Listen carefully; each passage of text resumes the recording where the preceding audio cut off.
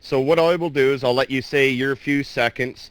Don't talk about the debate or any, well, you could talk about the debate, but don't give too many of your points. I just want to make sure that your mic's working good and everything else like that before we start. Once you take about a minute or two to explain why you want to have this debate and to make sure that your mic is working, I will take the mic after that. I will ask Nehemiah to start the recording, and I will introduce the debate, and from then we will go on. Now, Mr. Glory to Thee, are you able to give us a countdown?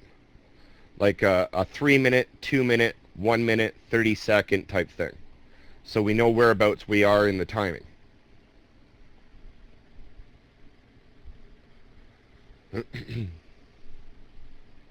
Oh, I think Glory to Thee stepped away. Nehemiah, since you're recording, oh, there's Jay. Never mind. So Jay, are you able to give us a countdown, like a 3, 2, 1, 30-second, 10, 5 type thing?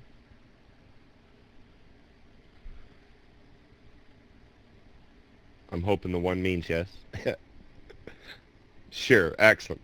All right, so what I'll do is go ahead, Bad Elf. Now, I'm going to refer to you as Bad Elf during the debate, so it doesn't matter what name you're using. Off the mic. Yeah, okay, how about now? Can you hear me? Can I be heard? Okay, great. Okay. I think I had some troubles. I don't know, but anyway, yeah. Maybe I will talk about why I'm doing this debate for a simple reason. I just want to punish you, Chris. That's why.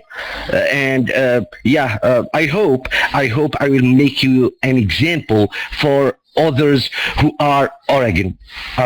Sorry, right? That's my that's my goal right now. Because I noticed you underestimate people, you claim to have the truth, the absolute truth. You claim that you know everything about God. So yeah, and especially I'm fed up. I'm fed up of your mocking and underestimating people. So yeah, I decided to punish you intellectually today.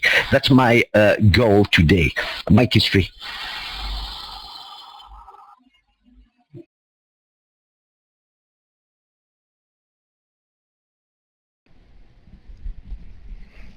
Alrighty, thank you very much for that, Bad Elf.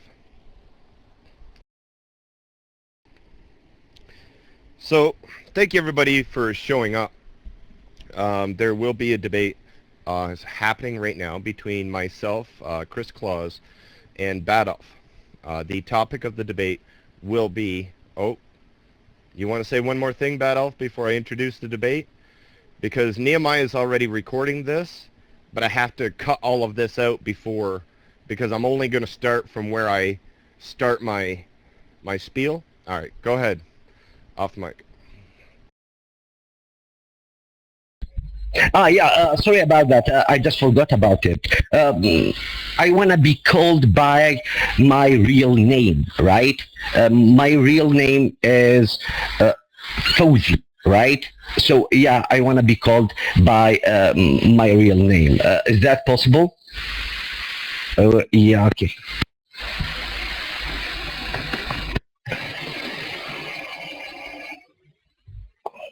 Is that possible? Yeah, Fauzi. Yeah, exactly. Great. Okay, Mike is yours. And yeah, please don't forget about controlling the text, right? I don't want to be distracted. I know some people try to do so. You know that game, right? Okay, thank you very much. Mike is free. Yeah, it's a good point. Fozy. Did I pronounce that right? Fozy? Exactly. Excellent. Okay. All right. So before we do start off, that is correct. So if anybody can just try to limit what they're saying into the room and try not to directly address me or Fozy, only because we have to be listening and everything else. We can't really be having any side conversations while we're having a debate. We can have that afterwards. All right. So now we will start. So there is going to be a debate happening right now between myself, Chris Claus, and Fozy, a Muslim gentleman here on Pal Talk. The debate topic will be, is Muhammad prophesied in the previous scriptures? Taking the affirmative side, of course, is Fozy, and me taking the opposing side. So what we will do is we are having a 15-minute opening statement each, followed by a 10-minute rebuttal. After that will be a 15-minute cross-examination. And the way that that is going to be done is the questioner will get 1 minute to ask his question, and the person answering will get 2 minutes to answer their question. To answer the question. After that, we will be having a 5-minute closing, followed by some questions if people that in the room want to ask some questions to the debaters. So, starting off with his 15-minute opening statement is Fozy. So take the mic, and your 15 minutes will start whenever you're ready, sir.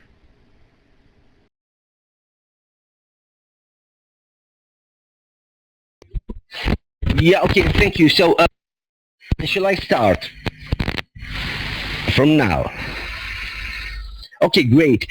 So yeah, the topic of the debate is if the Prophet or Muhammad is prophesied in previous scriptures. Of course, as we said before, that this debate will be merely historical, right?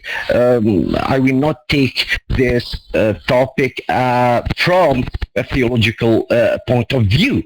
We have historical documents about people who's named Moses, Jesus, Muhammad. And let's compare historically if history fulfills the prophecy of Muhammad being prophesied in ancient time, namely the Old Testament, the Samaritan Torah, and the New Testament.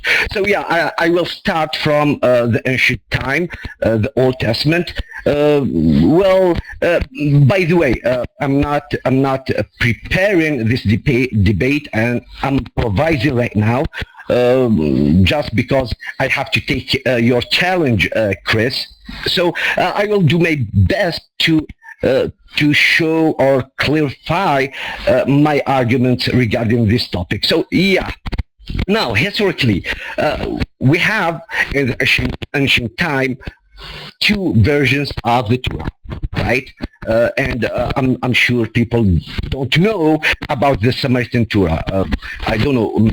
People don't want to talk about it because we have a prophecy there. It's about someone like Moses, right? And it's very well-known prophecy in Deuteronomy 18:18, a prophet like Moses. Now, we have the Samaritan Torah and we have the Jewish Torah, right? Now, there is difference between the 2 versions of the Torah. The problem is we don't know which one is older. Now, I claim that the Samaritan Torah is older than the Jewish Torah for a reason. The reason is the Samaritan Torah was written down in the original Hebrew, the ancient Hebrew. And you know that the Jewish Bible or the Jewish Tanakh was rewritten in another style. It's not written in the ancient Hebrew, right? It's written in Ashurut. Now, we have a prophecy there, and I claim that the Samaritan Torah is older. That means if we see variants in both Torahs, we have to go to the oldest one to see which one is correct, especially if we have serious variants in both of them. Now, we have Deuteronomy 18:18. It's the same. no big deal. But the issue is about Deuteronomy 34 verse 10. According to the Samaritan Torah, again, which is older than the Jewish Bible, the prophecy there says something else. And here we go. I will post what the Samaritan Torah, in fact, claims about the prophet like Moses. Deuteronomy 34, verse 10. Now, I will post it in the room so everyone can see it. Now, here's the verse from the Samaritan Torah. There arose not again a prophet like Moses in Israel. Versus, there will not arise again a prophet like Moses in Israel. That's the Samaritan version. One says that there arose not again a prophet like Moses. The Samaritan Torah explicitly stating that the prophet like Moses is not coming from Israel. That means simply, with a simple logic, that the prophet like Moses will not come from Israel.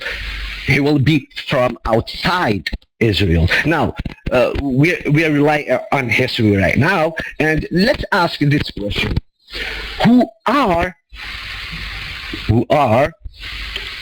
claimed to be prophet and not from Israel? Well, relying on history, yeah, we have some candidates, right? We have some nominees. One of them is Muhammad, right? He claimed to be from God and he was not from Israel. So yeah, that's the point. According to the Samaritan Torah,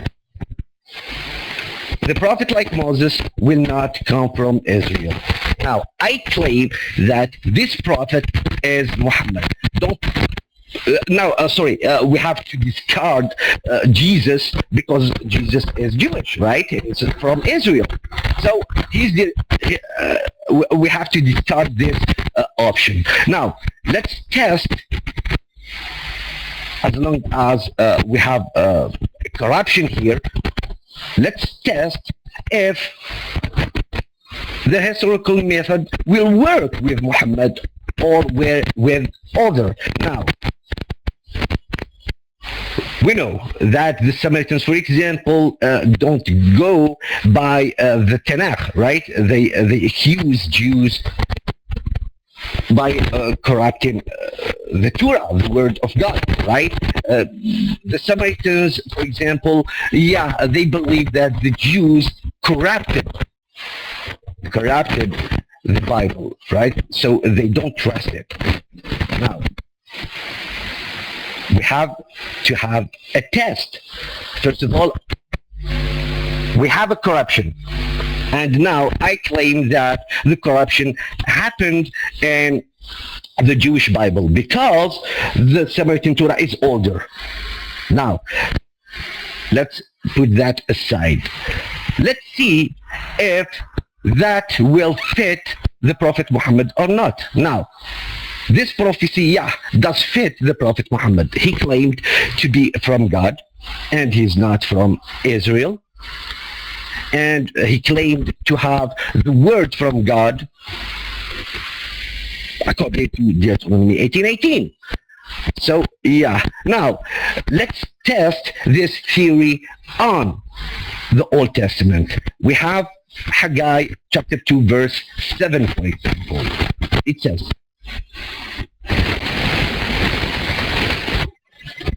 sorry about that, because I have to post the verse and to mention about the translation, right? So I will try to be quick. Sorry about that.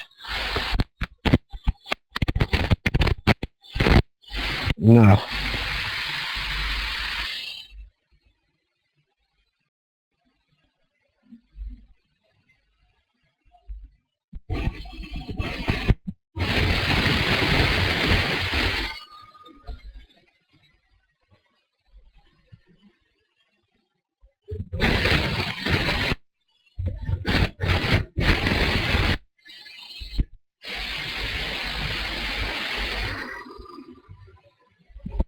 Oh my God.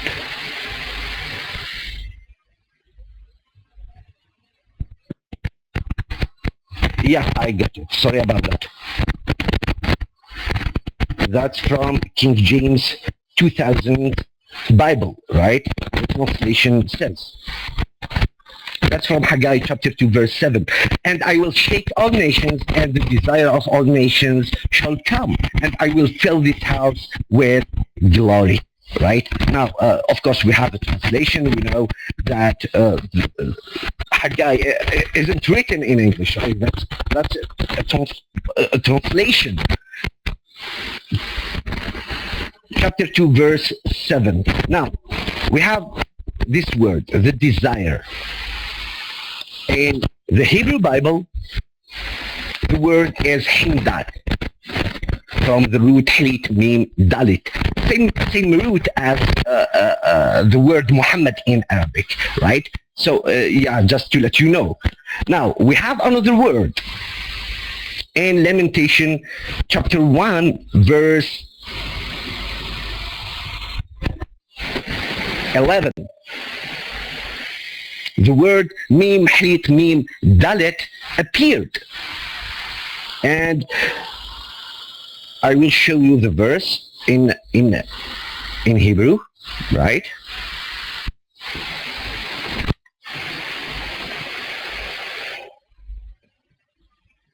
Now I will show it in the original language.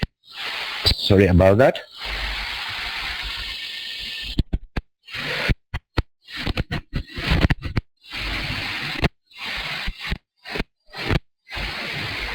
Okay, for some reason I can't paste it, but that's not a problem. That's not a problem. You can see, for example, the word between brackets, Mahmadim, right? And it's a synonym of the word Mahmudim, right? According to that, synonyms. The word, it's exactly as the word Muhammad, mim hlit mim dalit, and it's a synonym of the word Mahmud. Now, here's the point. According to the Samaritan Torah, well, and as I said, Muhammad was a nominee for that prophecy. And we knew about the corruption. People played with the words and, yeah, played with the position of the words. Now, let's see if the Samaritan Torah got it right. We just put the word, the correct word in the correct position in the prophecy, and let's see if it does fit Muhammad or not. We have to replace the word, the desire, with the word Muhammad. And let's see what happened. Oops. And I will shake all nations, and Muhammad of all nations shall come. Is that coincidence? No, it's not. Because it's real. Because Muhammad is right. He got it right. So that's the first prophecy in the ancient time. I'm talking here about the Old Testament. Now, let's test that, especially when the Quran, as an historical document, claims that Jesus used the word Ahmad. And I know you are familiar with the verse I'm talking about. Jesus, or Isa alayhi salam, prophesied about someone whose name is Ahmed. Now, I claim right now, if my prophecy or my theory is right, we have to find the word Ahmed in the New Testament, and especially Jesus using it. Now, I claim that the word Ahmed is literally the word Parakletos. And right now I will start demonstrating that. Now, you know that the closest word in Greek to the word Parakletos is Perikletos. What is Perikletos? Does that exist in Greek? Yes. In fact, it's title Um, Hephaestus, the god of fire in the Greek mythology, was called by it, Heraclitus. And I will post the spelling right now. Here's the word Heraclitus, and it's very, very similar and close to the word Parakletos. Now, Christians teach that the word Parakletos means the comforter or the helper or the advocate, right? But, well, when we do some etymology and philology, we will find that otherwise. Now, what does that word mean in Greek? In fact, it's a complex word from two words, para and kletos. Now I will post the source, and please you have to check it out, Chris. Why can't I post website?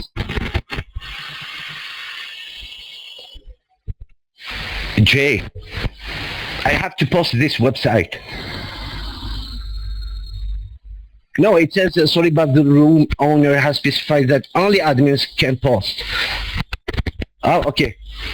Sorry about that. How about now? Did you get it? Please, okay, scroll down to poetic titles of Hephaestus, right? And you will find the word Parakletos and its meaning in Greek and in English. Did you get it, please?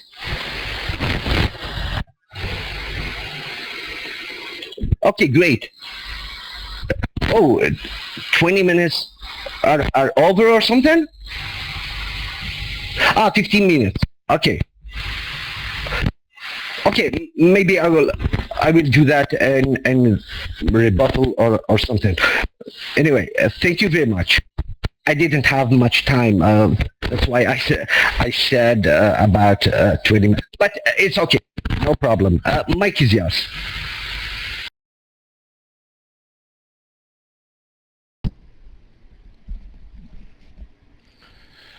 So just to start off, how's my sound going today?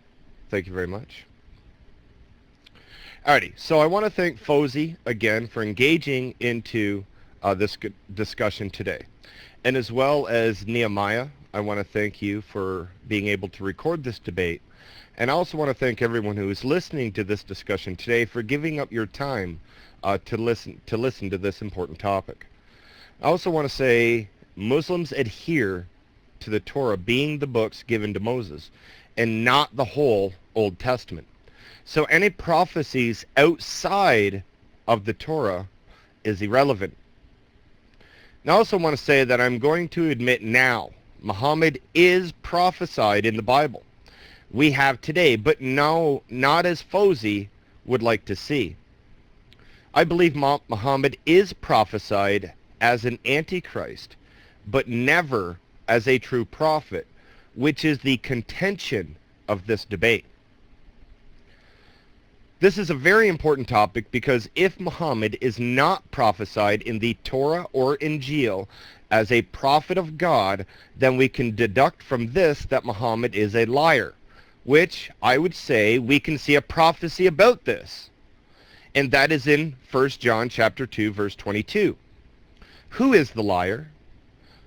It is whoever denies that Jesus is the Christ. Such a person is the Antichrist, denying the Father and the Son.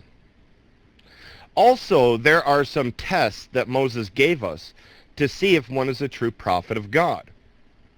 Now, we can appeal to this standard in Deuteronomy chapter 18, verses 15 to 22. The Lord your God will raise up for you a prophet like me from among you, from among your countrymen. You shall listen to him. This is according to all that you asked of the Lord your God at Horeb on the day of the assembly, saying, let me not hear again the voice of the Lord my God. Let me not see this great fire any more, or I will die. The Lord said to me, They have spoken well. I will raise up a prophet from among their countrymen like you, and I will put my words in his mouth, and he shall speak them, all that I command him. It shall come about that whoever will not listen to my words which he shall speak in my name, I myself will require it of him. But the prophets who speaks a presumptuously in my name, which I have not commanded him to speak, or which he speaks in the name of other gods, that prophet shall die. You may say in your heart, how will we know the word which the Lord has not spoken? When a prophet speaks in the name of the Lord, if the thing does not come about or come true, that is the thing which the Lord has not spoken. The prophet has spoken it presumptuously. You shall not be afraid of him. So we can determine if Muhammad said things that were not true.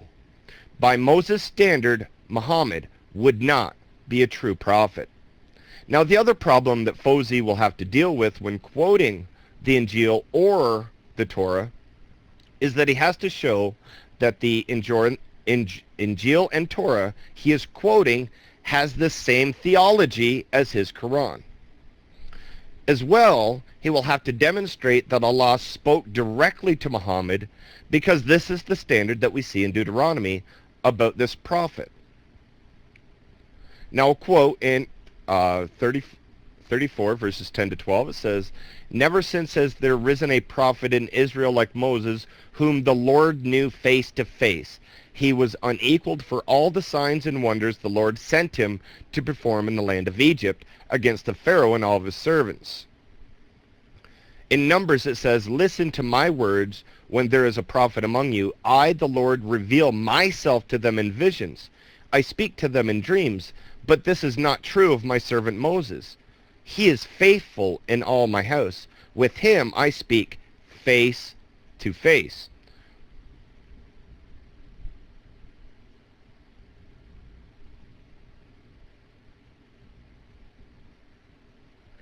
So we can see here that Moses was given signs and wonders. Also, God spoke to Moses face to face, which the original wording is mouth to mouth. So let's see if Muhammad was like Moses in that aspect.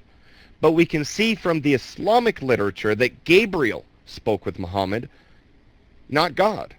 And we can see that in Surah 96:1. It says, "Recite in the name of your Lord who created you," which brings up more problems, because if this is the first thing Gabriel said to him in the cave, as we read in the Hadith, how is it in Surah 96? Weird. But anyway, the Quran chapter 28:48 also says, "But when the truth came to them from us, they said, why has he not given like that which was given to Moses?" So we can see here in this verse in the Quran that Muhammad did not do the signs and wonders like Moses, because he said, well, they didn't believe it anyways. As well we know that Allah has never entered his creation. And that's what Muslims actually believe, that Allah cannot enter his creation. So therefore, it would be impossible for Allah to speak face to face with Muhammad. So that is another criteria Muhammad fails upon. And I will even go so far to say that when Fawzi quotes these references from our Bible, he is showing that Muhammad is a false prophet and is not like Moses. And one more thing I want to look into, if Muhammad was like Moses, and this is to deal with who God is to his creation. So first off, Muhammad believed that Allah was a father to no one.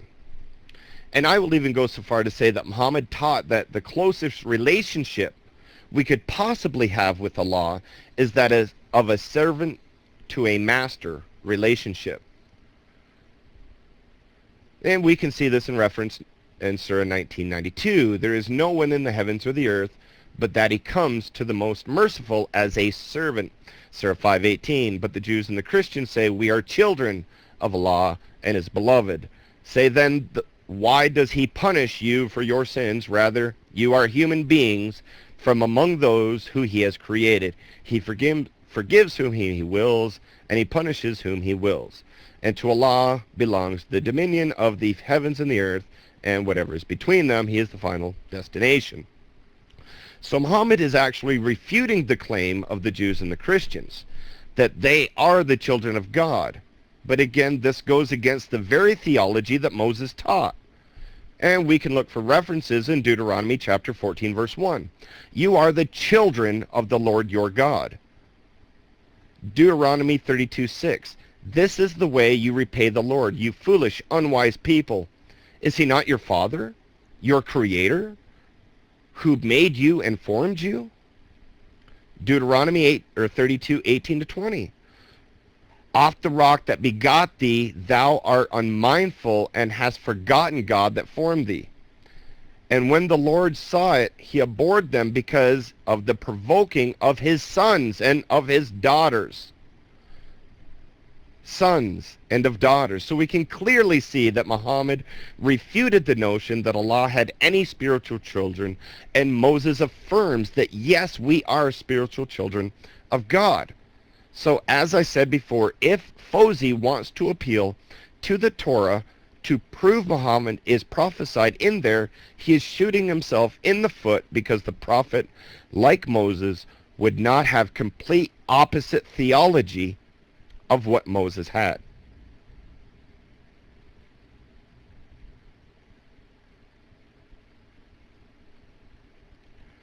Now, the next part of the debate is the Injil, which is the revelation given to Jesus. This is where the conversation is going to get even more interesting. Muslims have always affirmed that the gospel according to John is not the Injil or any other gospel. I actually remember a debate, and a few of you will in this room. Remember that Shadid Lewis and Bob Siegel, they had a debate, right? Where Shadid Lewis had actually said, Muhammad is not in this book, right? He is not in this book, right? And he was holding the Bible up in the air. And then he said, well, this is not the Injil. So I'm wondering if Fawzi actually takes this stance today, or rejects what another Muslim apologist has stated. It even gets worse. If Fawzi does appeal to the New Testament to provide evidence Muhammad is the comforter, for this I will derive my argument from the Quran.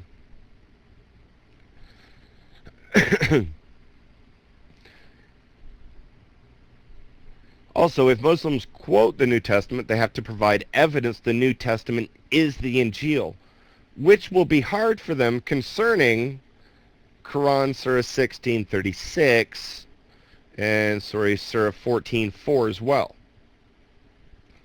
Now, from those two verses, so we can deduct from the verses in the Quran that Allah sends a messenger to every nation to avoid taghat. And when he sends the messenger speaks in the language of that nation.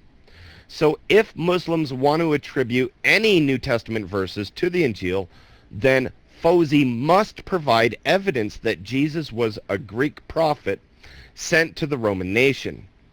Because the very verses he is appealing to in the New Testament to show Muhammad is prophesied is originally written in Greek. And we have the manuscripts to provide evidence of this. And again, Fawzi has said, by his criteria, the oldest piece of evidence is the most reliable, which is the Greek manuscripts that we have. So, why is this important? Because Muslims will say Jesus was sent only to the lost sheep of Israel. And on top of that, they will say Jesus spoke Aramaic or Hebrew.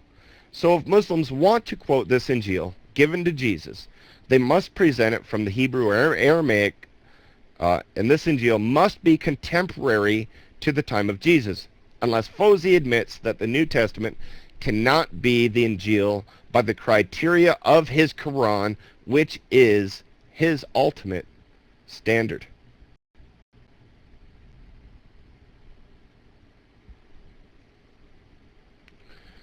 And how much time do I have left?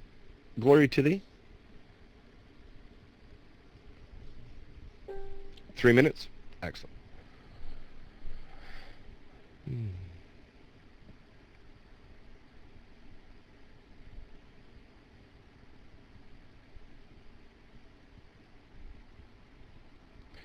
Now he really didn't touch on that prophecy, so I don't really want to touch it because I'll try to um, leave what he actually said for my rebuttal. I don't want to try to address anything he said in his opening statement in here. But so to conclude my opening, I would say that no, Muhammad is not prophesied in the Torah and the Injil as a prophet of God. The part that I would say we may able, or sorry, that we may be able to point to Muhammad is in 1 John chapter 2 verse 22, where I said again, who is the liar?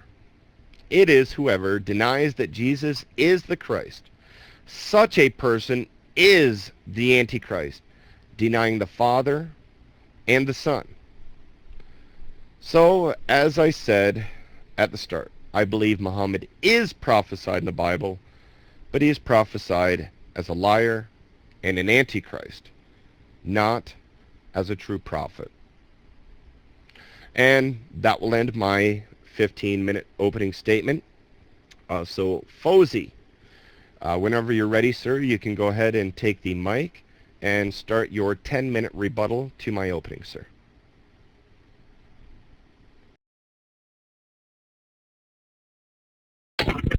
Yeah, okay.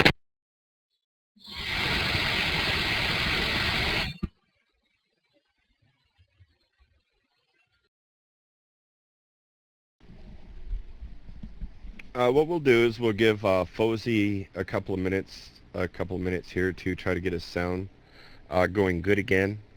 For the first 15 minutes, it was cutting in and out, but I understood what he was saying. So Fozy, yeah, no problem. Do you want to try again, sir? Once we hear you on the mic and whatnot, you can start your 10 minutes. That's okay. Off the mic.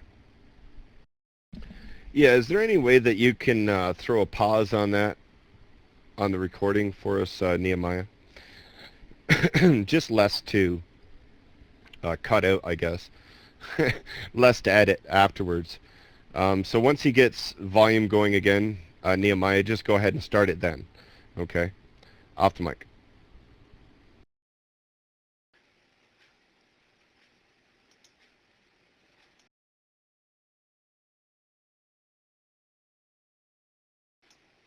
Hey, Janice, you're on a Windows platform, correct?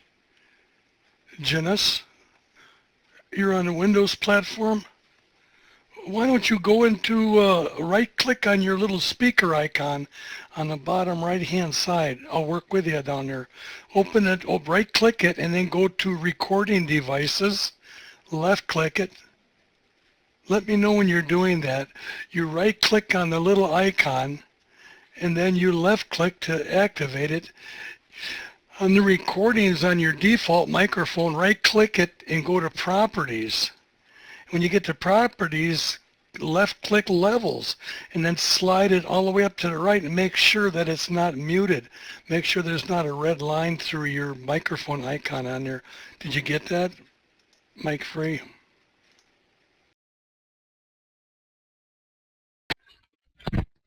Okay, how about now? Can it be heard? Can you hear me? Okay, great. Sorry about that. I didn't know what happened. So, sorry again. So, yeah, Chris, I think I don't have a lot to say about your opinion. In fact, there is a deviation from the topic. I wasn't debating theology. I was debating history, right?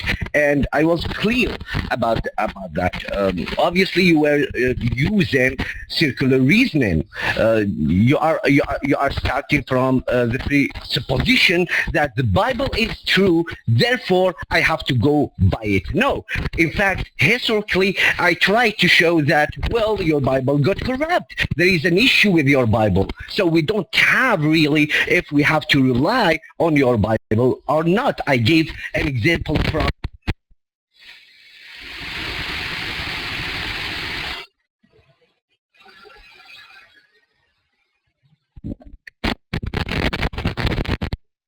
Uh, can it be heard?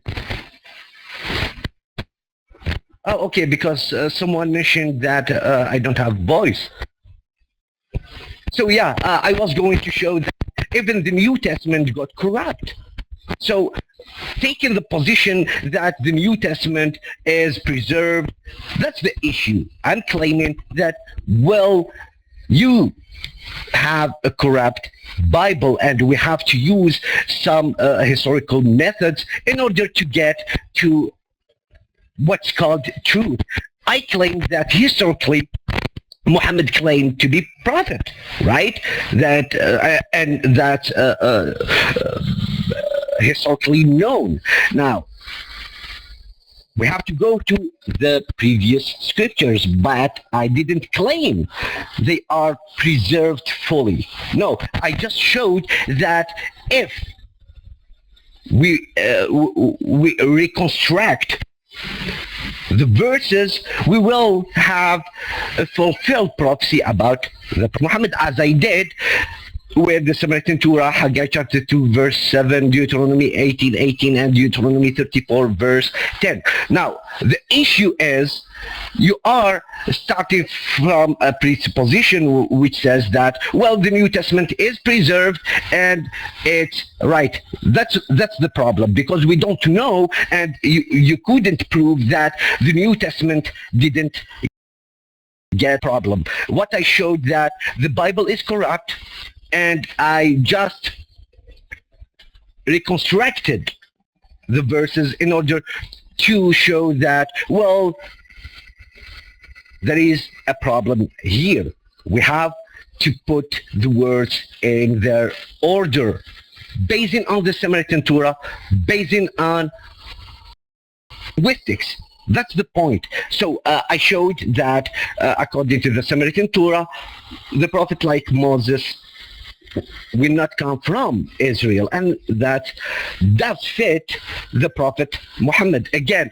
And when we went to Haggai chapter 2 verse 7 as example, and when we made the words in their proper order, we found that fits the prophet Muhammad. That means the claim that the Bible got corrupt is true, and the claim that the prophet Muhammad is prophet and he was prophesied is true as well. We just have to put the words in the right order, and that's the problem with the Bible, right? So that's my point about the Old Testament. Now, when we go to the New Testament, I don't know. I think we don't have to debate if the New Testament was perfectly preserved or not. For example, it's a fact that the ending of Mark is not, or was not, in the original Bible, just like John chapter 8 and the story of the adulterer. It's a very famous story which was added later to the Bible. So the fact that the Bible got corrupt is a fact, and that's what you need to defend in order to refute me. That's my point. Because when you say that the actual Bible doesn't talk about Muhammad, I totally agree with you. Yeah, because people corrupted the Bible. But when we put the words in the proper order, we will find the opposite. That's my point. So the Bible got corrupt, and yeah, when we reconstruct the Bible, or at least the verses about the prophecy I'm talking about, we will find that, well, the Prophet Muhammad was prophesied really. And as I said, I have to go to the New Testament in order to show that the word Parakletos means literally the word Ahmed. So according to history, Jesus, or at least historically, and according to Muhammad's claim, Jesus used the word Ahmed. Now, the word Ahmed is an Arabic word, right? And it means simply the one who praises God too much. Or we can say it simply praiseful, right? Now, as I said, the closest word is kletos. And yeah, you to take a look at the Periclita was given to God. It means very simply, very glorious. The word kletos, as I said, it's a complex word. The word it's from peri, and kletos, peri means very, and kletos means glorious or famous. Now let's go to the word glorious and let's see its etymology. What's the etymology of the word glory according to linguistic? Now, glory, it's a noun, right? I will post that, and I will show the source. Sorry about that. Now, very quickly, to show that Jesus used the word Ahmed, in fact. Gloire, the splendor of God or Christ, praise offered to God. That's the etymology of that of the word glory, which the word glorious came from, right? So we have very glorious means simply very praiseful. Or we can say that the word Perikletos means Ahmed. Right now, I claim that the word parakletos came from the word perikletos, and regarding the development of words during history and during time, we can find some little changes in the letters, but the core meaning must be from the original word, which is perikletos. So simply I can claim and I can go further to show that even the word parakletos in the Bible, without tonos, without playing with the diacritics, even the word parakletos does mean the word perikletos, which means literally the word praiseful, or the one who praises God too much, which does match the word Ahmed in Arabic language. So again, even in the New Testament, we will have the same phenomenon. Someone is prophesied, and the root of the name is from the word praise. Mim, hate mim, dalit in Hebrew, and perikletos in Attic, and parakletos in modern Greek. So again, I showed you from the New Testament that Jesus used the word Ahmed, and for some reasons people corrupted these prophecies in order to hide the prophecy about the Prophet Muhammad. So again, historically, the prophecy the prophecies in the great scriptures will favor the claim of the Prophet Muhammad being a prophet. So can I wrap up my demonstration, or how much time I have? How much time I have? Oh, okay, no problem. Okay, thank you. Mic is free.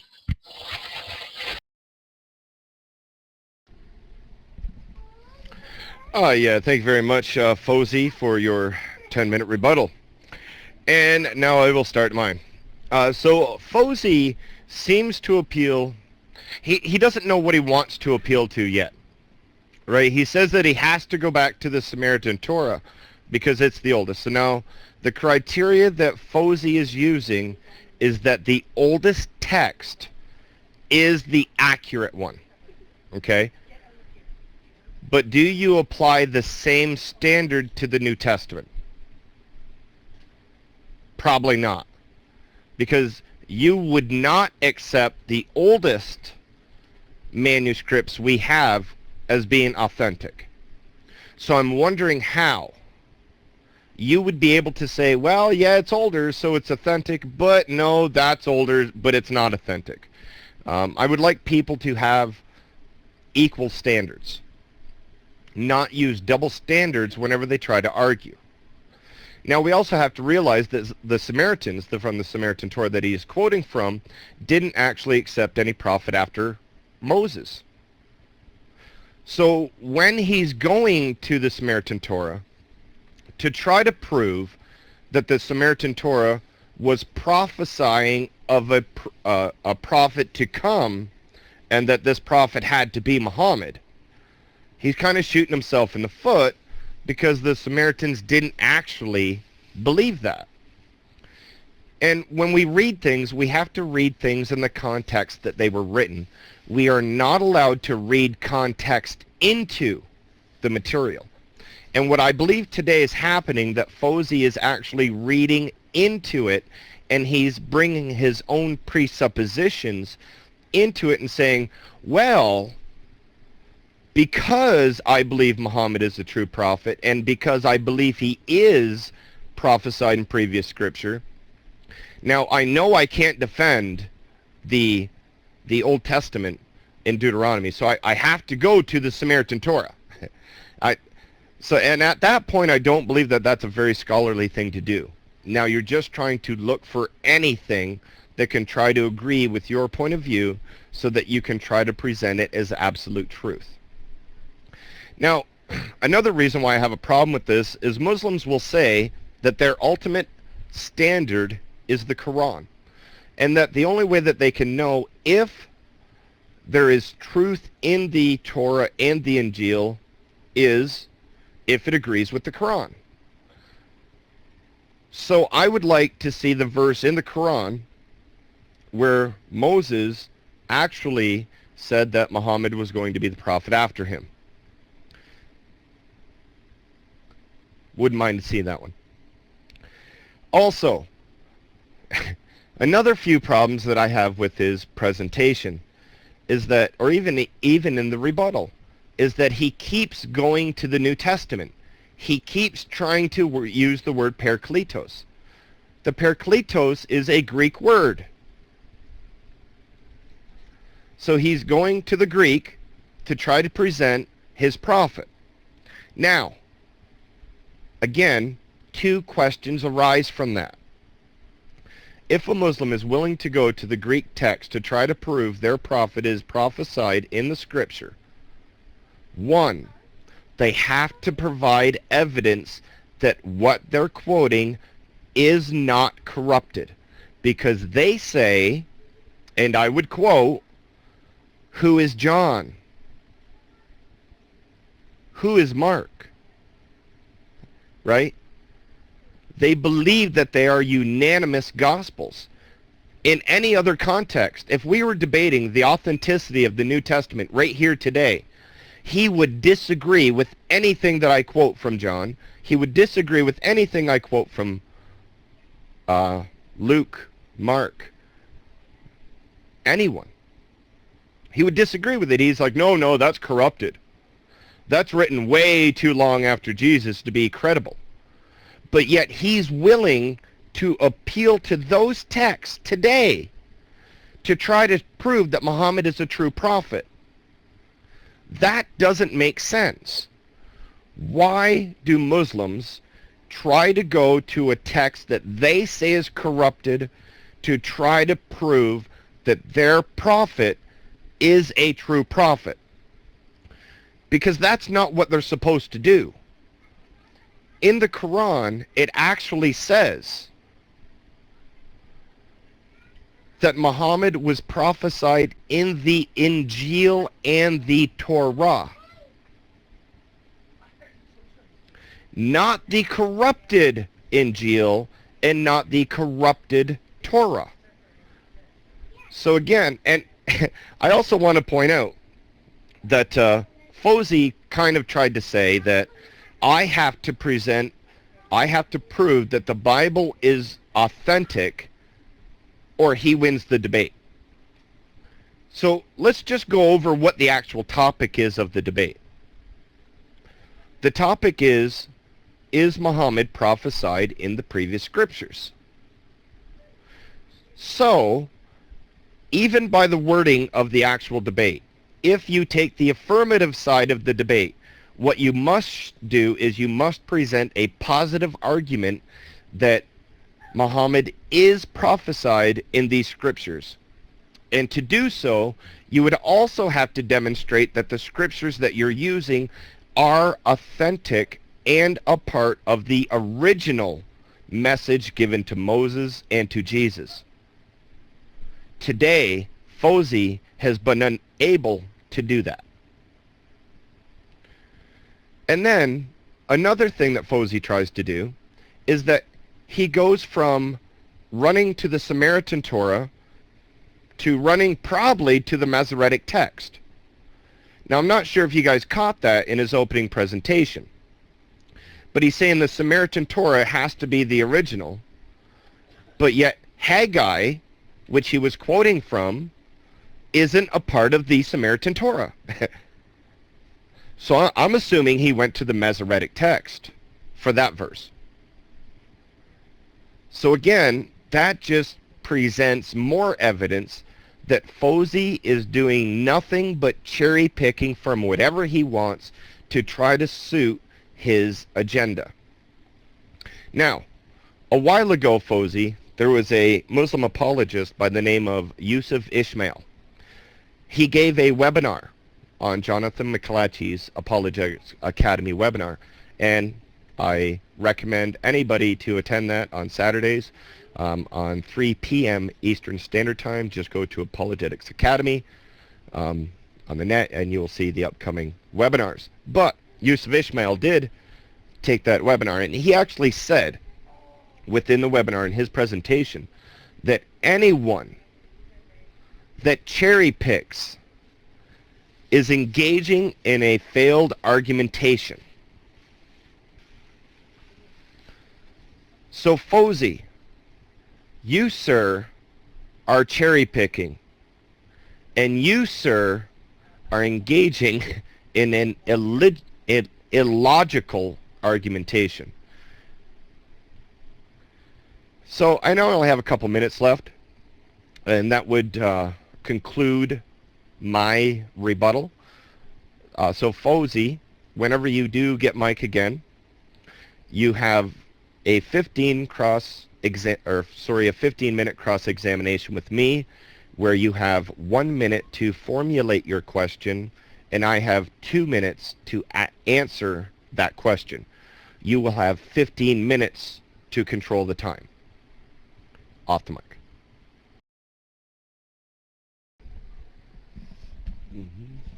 Yeah, no problem, Fawzi. You take your time. When you come back, maybe what we'll do is we'll just do a 10-minute closing, because I agree with Glory to Thee. If we do a cross-examination right now, I don't think it will go very well with the technical difficulties that Fawzi is having.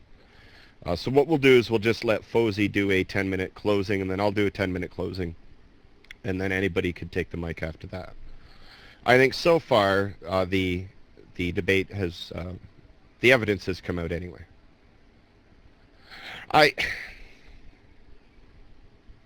Teach his own, sir. This is being recorded, so I can't really. Alrighty, so go ahead, Fawzi, take the mic, give your 10-minute closing, and I'll come up and give my 10-minute closing. We can try cross-examination at another time. Off the mic.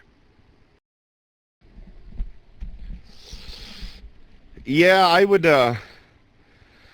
would think so at this point, Nehemiah. I don't think that he's going to be able to get the mic back. We might as well call it now. Yeah, you might as well, Nehemiah. Thank you very much for coming on here.